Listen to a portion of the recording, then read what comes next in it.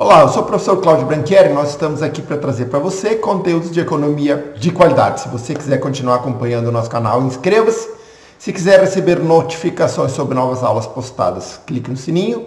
Se gostar dessa videoaula, deixe seu like. Nós vamos terminar agora a última aula do modelo ISLM-BP. São 6 aulas do modelo em si, mais 2 aulas complementares falando sobre multiplicador keynesiano e o multiplicador bancário, certo?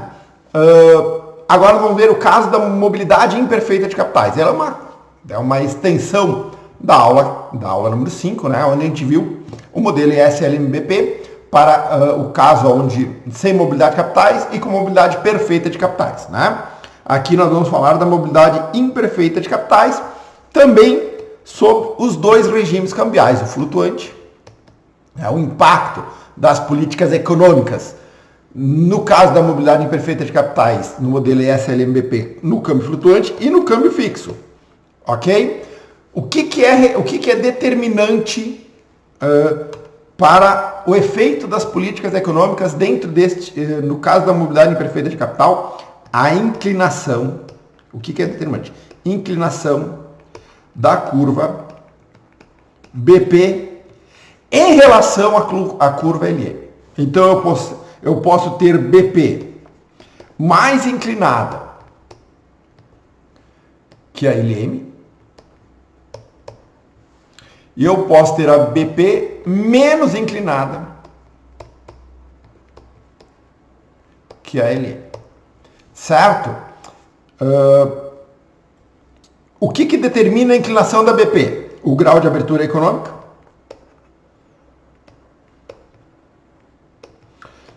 O grau de abertura econômica, de abertura comercial, melhor ainda, certo?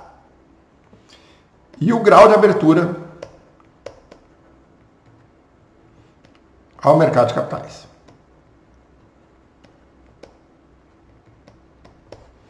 Basicamente isso, certo? Então, uma economia que é extremamente aberta ao comércio e não tem mobilidade de capital, essa geralmente tem uma curva BP menos inclinada. Né? Quando uma economia tem baixo grau de abertura e tem pouca penetração no mercado de capitais, ela é mais inclinada, menos inclinada, né? Quase horizontal. Né? É uma economia com muita abertura comercial, muita liberdade de capitais. Uma economia com pouca abertura comercial e pouca liberdade de capitais, ela está, né, quase que totalmente vertical. Certo? Então, basicamente é isso. Então, nós vamos dar uma olhadinha agora nos efeitos das políticas propriamente dita. O primeiro caso aqui é o efeito da política cambial, da política fiscal numa economia grande, o caso da imobilidade imperfeita de capitais, que é o que nós estamos vendo agora. Política fiscal expansionista, com mobilidade imperfeita de capitais, câmbio fixo, BP mais inclinada que a LM. É difícil, né? Mas é isso aqui mesmo. Tá? Então aqui que é a diferença. Mobilidade, BP mais inclinada que a LM, que é o nosso caso aqui. Certo? O que acontece? Política fiscal expansionista. Ou seja, o movimento da IS para a direita.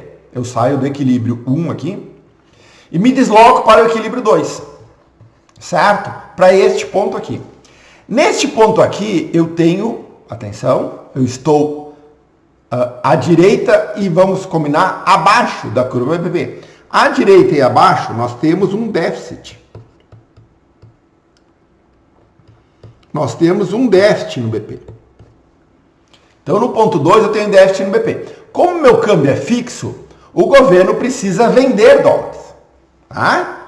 Para suprir. Olha só, tem déficit no BP. O que os agentes estão fazendo? Eles estão comprando dólar para pagar as importações, né? Aumentou a renda aqui.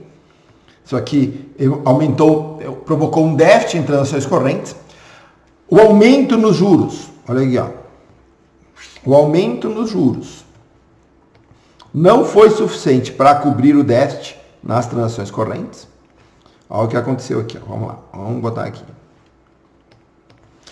Renda aumentou. Juros aumentou.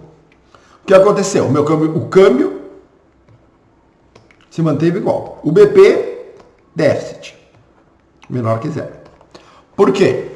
Porque o déficit em transações correntes provocado pelo aumento da renda não foi suprido, ou não foi coberto pela atração de capitais.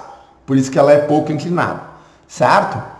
Aí o resultado prático é que, como o regime de câmbio fixo e eu tenho déficit no BP, o Banco Central teve que vender dólares e trocar por reais. Quando ele faz este movimento de venda dólar troca por reais, o que acontece? Eu desloco a curva LM para a esquerda até o ponto 3. Certo? No ponto 3 eu tenho um aumento da renda, mas nem tanto, né? Porque aqui eu perdi investimento, aqui eu perdi investimento. Né? Eu tive um aumento da taxa de juros daqui, o que me tirou o investimento. E eu tenho um novo aumento da taxa de juros provocado por essa retração da oferta de moeda. Então, meus juros sobem de novo, a minha renda cai um pouquinho, não o suficiente para voltar ao ponto inicial, certo? E o meu BP volta a ser zero. Ok? Então, esse é o processo. Então, ó, o aumento dos gastos públicos provocará tanto a elevação do nível de renda quanto a taxa de juros, do 1 para o 2. No novo equilíbrio interno, haverá um déficit no balanço de pagamentos, pois a deterioração do saldo de transações correntes superou a melhora na conta de capital proporcionada pelo aumento da taxa de juros, que acabei de explicar. Como o câmbio é fixo, o governo precisa atender esse excesso de demanda, desface das reservas cambiais, contraindo a oferta de moeda. Isso provocará uma redução na renda, melhorando o saldo das transações correntes e elevará a taxa de juros, promovendo uma maior entrada de capital. Ele precisa aumentar os juros, né, para atrair mais capital. Ah, sim, claro. Para atrair mais capital e zerar o déficit na balança de capital. Esse processo persistirá até que se restabeleça o equilíbrio externo, e isso ocorrerá quando passar pelo novo ponto de intersecção da BP com a nova IS. Tá? Então, basicamente é aqui. Então, aqui está explicado este movimento. Ok? Então, vamos agora para vamos ver, política fiscal é igual. Política fiscal expansionista, mobilidade perfeita de capitais, câmbio fixo, porém, nesse caso aqui, a BP é menos inclinada que a LM. A economia é mais aberta, a economia tem mais acesso ao mercado de capitais, por isso que o BP aqui é menos inclinado do que o caso anterior. Então, eu tenho aqui o movimento da IS para a direita, por causa da política fiscal expansionista, eu saio do ponto 1 para o ponto 2. Aqui eu estou à esquerda, um pouquinho, né, da curva, né, e acima, aqui eu tenho superávit. Superávit no balanço de pagamento. Certo? Nesse caso aqui, o processo é inverso, porque como eu tenho superávit, eu tenho excesso de dólares. Tá? Eu tenho superávit no balanço de pagamento, eu estou atraindo dólares por causa do aumento dos juros. A entrada de capital, aqui, ó, vamos de novo, bem só para a gente, né, às vezes a gente vai acelerando a explicação, é melhor dar uma freada. Né? Aqui, ó. Aumentou a renda, aumentou os juros. Aqui deteriora transações correntes. Aqui atrai capital. A atração de capital é maior que a deterioração do saldo de transações correntes. Me provocou superávit. Como eu estou atraindo capital, eu tenho excesso de dólares no mercado. Como meu câmbio é fixo, eu preciso tirar esse excesso. Eu preciso comprar dólares. O Banco Central, ou o Banco Central. O Banco Central precisa comprar dólares. Quando ele compra dólares, eu pego dólares, guardo na reserva, pego meu dinheiro do cofre e injeto no mercado financeiro, aumentando a oferta de moeda, deslocando a IS para a direita. Esse processo de movimento, de deslocamento da deslocando a LM para a direita, deslocando a LM para a direita. Esse processo de deslocamento da LM para a direita vai persistir até que cesse o superávit. E eu encontre um novo equilíbrio aqui no ponto 3. Tá? Então, e nesse ponto 3 eu tenho o quê? Novamente, um aumento da renda. Mais um aumento da renda, mas eu tenho uma redução dos juros. Né? Até o aumento da renda é provocado pela redução dos juros, que é provocado pela pelo deslocamento da LM para a direita. Então, eu desloco para a direita, baixo os juros, a queda nos juros aumenta o investimento, provocando um novo aumento da renda. Tá? Então, eu tenho aqui renda, né? Eu tenho duas etapas. Ele aumentou, depois ela aumentou. Juros. Ela aumentou no primeiro momento, depois ela deu uma pequena diminuída, mas ainda assim num ponto alto. Ok? BP é igual a zero. Eu viro superávit, depois venho para zero. Ok? E basicamente era isso, né? Câmbio fixo, câmbio estável. Ok? Tá? Então aqui está a explicação. No caso da LM ser mais inclinado que a BP, a expansão fiscal do local AES da direita, fazendo com que a economia passe do ponto 1 para o ponto 2, com o nível de renda e taxa de juros mais elevados. No ponto 2 haverá superávit em balanço de pagamento, pois a entrada de capitais será, pela maior taxa de juros, será maior que a deterioração do saldo de transações correntes da expansão,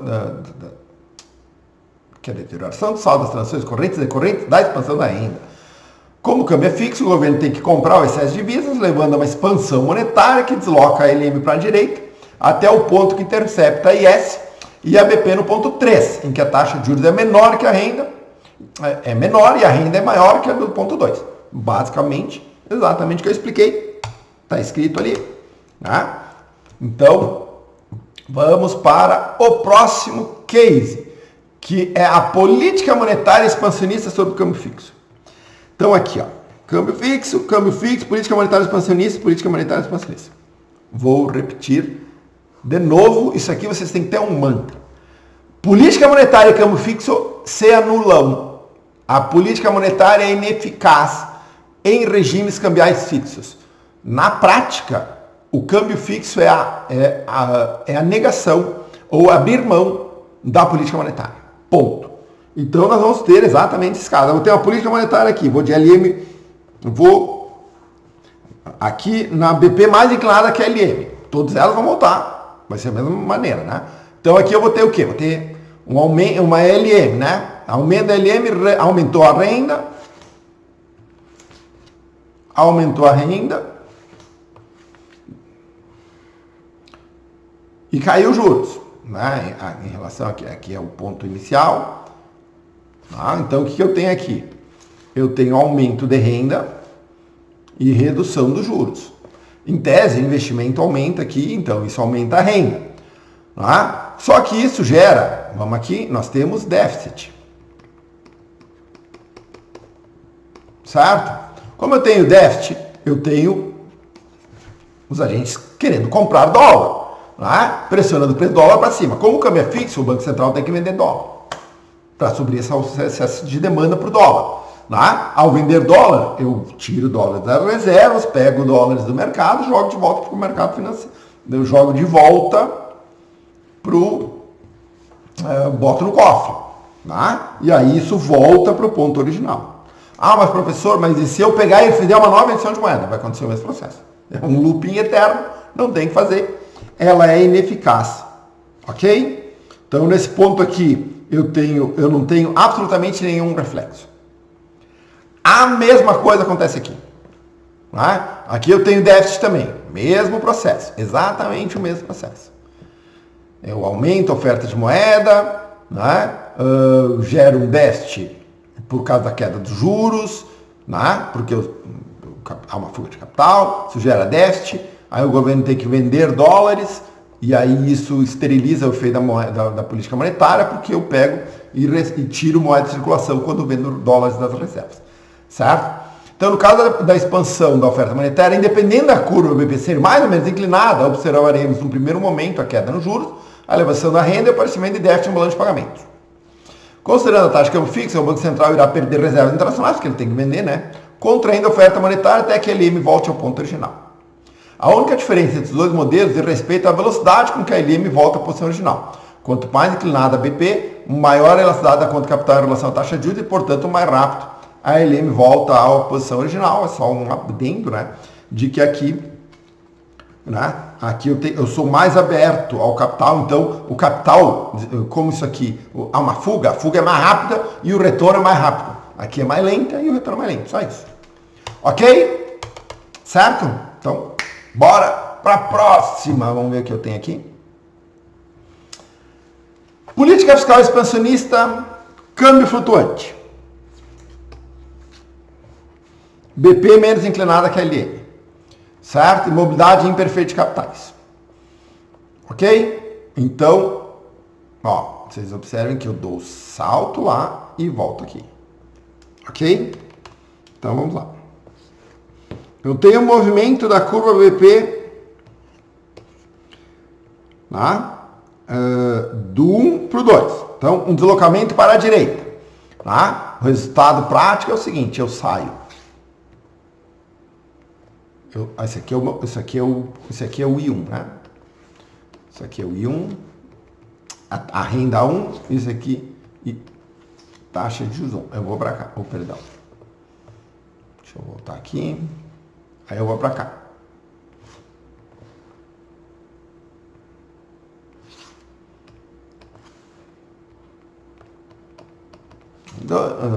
Renda 2, Y2 e 2. Ok? O resultado é que eu gero um superávit no BP. Certo? Gerei superávit no BP. Ao gerar superávit no BP, a quantidade de dólar inunda o mercado, né? Então há um aumento da oferta de dólar. Ok? Esse aumento da oferta de dólar aqui faz com que o câmbio, né? Faz com que o dólar perca valor, né? Eu tenho aumento da oferta de dólar provocado pelo superávit. O resultado é uma valorização da moeda nacional e uma desvalorização do dólar. Então, vamos imaginar assim, aqui o dólar é 5 por dólar. Aqui, nesse caso aqui, é 4 por dólar. Certo? Aí só que a expansão gerou um superávit, porque aumentou meus juros, como eu atraí muito capital aqui, muito capital externo. A deterioração das transações correntes foi compensada né, pela atração de capital ocasionada pelo aumento dos juros. Isso provocou uma valorização da moeda nacional, fazendo com que as exportações diminuíssem e as importações caíssem, fazendo com que, de novo, houvesse um deslocamento da LM para um deslocamento da IS para a esquerda até encontrar o ponto de equilíbrio aqui no ponto 3, tá? Aí nesse resultado aqui nós vamos ter um deslocamento da BP para a direita provocado pela desvalorização cambial. Né? Ela deslocou, não parece, mas ela deslocou para a direita aqui. Certo? E aí o resultado é então um novo equilíbrio aqui no ponto 3, onde eu tenho um aumento. Então eu tenho, só para a gente matar esse assunto aqui, eu tenho aumento da política fiscal, um aumento da renda, depois eu tenho uma pequena redução no segundo momento. É a mesma coisa, eu tenho aumento grande dos juros, depois uma retração dos juros, certo? O meu câmbio, a moeda nacional, valoriza.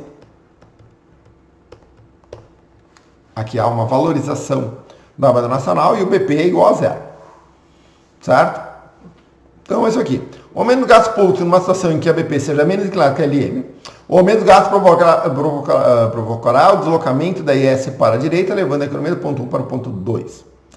Nesse caso, a renda e a taxa de juros são maiores que o ponto inicial e há o aparecimento de superávit no balanço de pagamentos. O superávit provocar a valorização da taxa de câmbio, fazendo com a IS contrair, deslocando a BP para a esquerda, deslocando-se para a esquerda e a BP se deslocar para cima, tal que a economia encontrará um novo ponto de equilíbrio entre o ponto 1 e 2 aqui no ponto 3.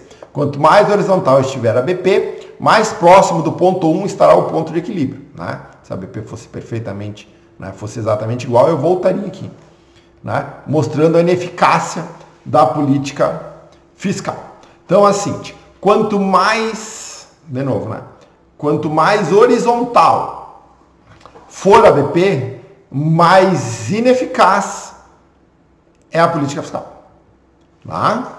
Certo? Então, nesse caso aqui, ela perde eficiência exatamente por causa da valorização da moeda nacional e a troca da exportação, né? A redução da exportação, o crowding out, vocês se lembram? É o aumento do gasto público, perca exportação. É o aumento do gasto público, aumenta a importação. Certo? Então, isso é a política fiscal expansionista.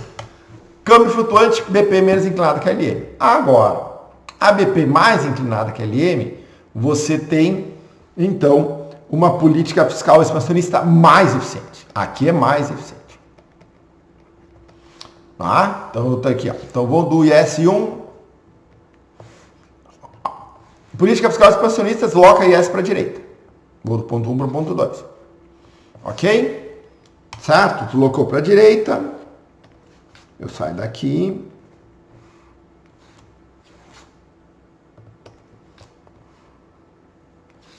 Venho para cá.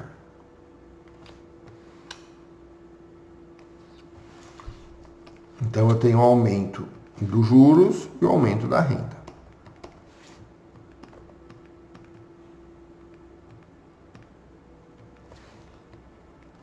O aumento dos juros e o aumento da renda. Certo? O que eu tenho aqui? Déficit.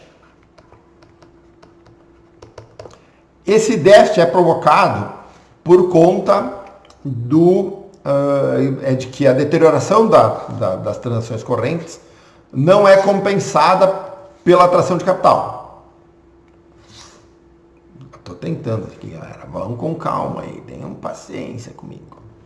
Tá? Então, o aumento dos juros não compensou a deterioração das transações correntes. Certo? Aí eu tenho aqui um déficit no BP. Como eu tenho déficit no BP, falta dólar. Né? Como o câmbio é flutuante, o Banco Central não faz nada. Certo? Se eu tenho um excesso, se eu tenho uma falta ou um excesso de demanda por dólar,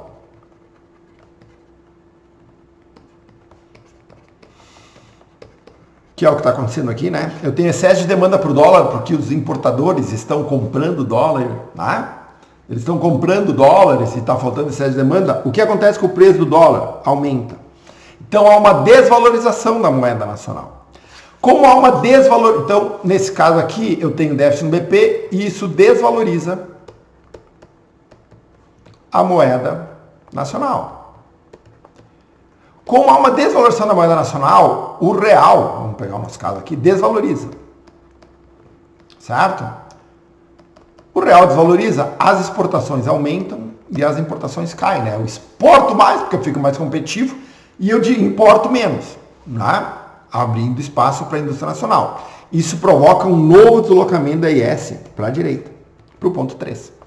Tá? Então, aí eu saio do ponto 2 para o ponto 3. O que acarreta um outro aumento dos juros, né? E um BP com câmbio maior. Então, aqui meu BP igual era, sei lá, o câmbio era 4 e aqui o câmbio é 5. Tá? Certo? E aqui eu reencontro o meu equilíbrio. Então, qual é que é o efeito aqui? A renda, ela tem duas ondas de crescimento. Política fiscal e setor externo. Certo? Duas. Num primeiro momento, gera déficit.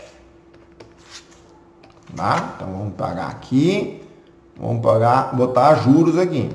Aí, os juros, eu também tenho duas ondas de crescimento. Uma primeira e uma segunda. O câmbio desvaloriza a moeda nacional. E o BP fica igual a zero. É isso. Então, o impacto no câmbio é a desvalorização da moeda nacional, aumento da renda e aumento dos juros. Certo? Então, a política fiscal expansionista sobre câmbio flutuante, no momento onde a BP é mais inclinada que a LM, ela é extremamente eficiente. É isso. Certo? Ela é extremamente eficiente porque ela provoca duas ondas de choque de crescimento. Né? Então aqui deve ter, cada BP possui uma inclinação superior a LM, que é o caso aqui, o aumento do gasto público se deslocará IS para a direita, levando a economia do ponto 1 para o ponto 2, com nível de renda e taxa de juros maiores, gerando déficit no balanço de pagamento. Gerou déficit. Esse déficit provocará a desvalorização do câmbio, o que fará com o BP deslocar-se para a direita, e a ES sofrerá um novo deslocamento para a direita causado por um aumento das importações. Aqui está erradinho, né? Por um aumento das importações e redução das importações. Aumento das exportações, redução das importações. A economia encontrará um novo equilíbrio sobre a curva LM no ponto 3, onde ocorram simultaneamente os equilíbrios externo e externo. Interno e externo. Nesse caso, a política fiscal, ao forçar uma desvalorização da taxa de câmbio, acaba gerando um segundo impacto expansionista na economia. Ao final do processo, o nível de renda e taxa de juros será mais alto, mas sem gerar desequilíbrio externo, mostrando a eficácia da política fiscal.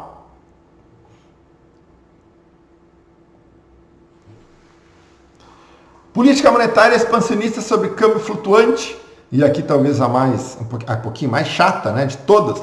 Política monetária expansionista com mobilidade imperfeita de capital, câmbio flutuante e LM menos, e BP menos inclinado que LM. Então eu estou aqui no ponto 1, né? Estou aqui e estou aqui. Certo? Eu estou aqui. Tá? Aí eu tenho deslocamento da LM. Minha taxa de juros cai. E eu tenho aqui o aumento de renda. Então eu tenho um aumento de renda provocado pela política monetária expansionista. O aumento de renda aqui, então eu saio daqui de 1, veio para a renda 2, eu saio daqui da taxa de juros 1, veio para a taxa de juros 2. Aqui eu tenho um déficit do balanço de pagamentos. Como o câmbio é flutuante, esse déficit no balanço de pagamento provoca desvalorização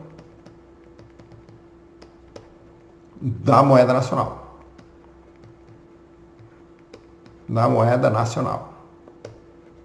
Essa desvalorização da moeda nacional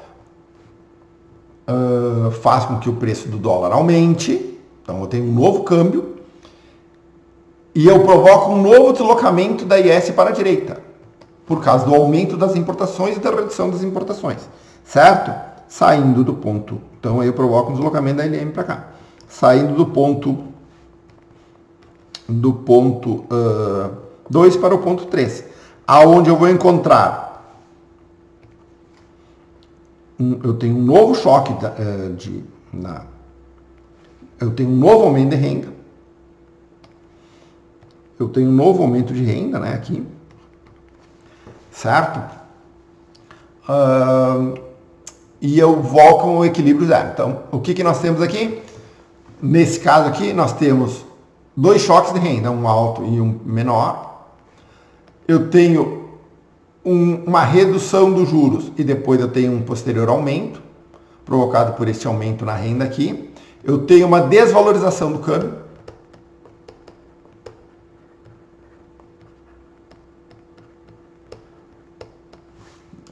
O que fez com que o câmbio viesse de BP, ele viesse daqui para cá, né? Então aqui, por exemplo, o câmbio devia ser 4 e aqui ele veio para 5, né? Até que encontrasse um novo equilíbrio externo aqui, neste ponto. Tá? Então é isso que aconteceu nesse caso aqui, certo? Já no caso da política monetária expansionista, em BP mais inclinado que LM, eu tenho um efeito similar, né? Eu continuo gerando déficit e aí eu tenho deslocamento. Então eu venho para cá, né?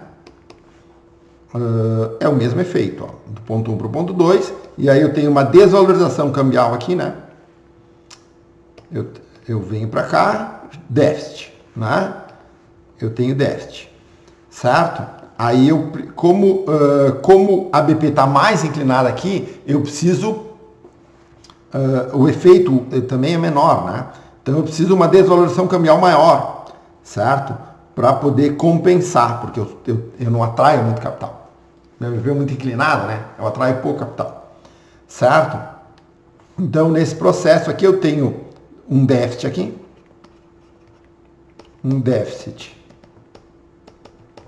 do BP, certo? Isso provoca uma desvalorização. Desvalorização da moeda nacional. Ok? Deslocando a IS para a direita, por causa do aumento das exportações, até que eu encontre um novo equilíbrio do BP. Né? Então, se aqui, por exemplo, aqui veio de 4 para 5, aqui pode vir de 4 para 6, porque eu atraio menos capital. Então, o ajuste demora mais tempo, né? Mas eu tenho mesmo desvalorização. Só que o impacto, só que o tamanho das desvalorizações são diferentes. Aqui ele não precisa desvalorizar muito, porque eu consigo atrair capital para suprir o déficit. Aqui não. Então, aqui é lento, aqui é rápido e aqui é lento. Tá? Então, provavelmente, a minha desvalorização aqui é maior aqui, neste modelo, do que aqui. Tá? Mas todo o resto é igual. Eu tenho aqui um aumento da renda, só que no primeiro momento menor, e no segundo momento maior, aqui menor, né?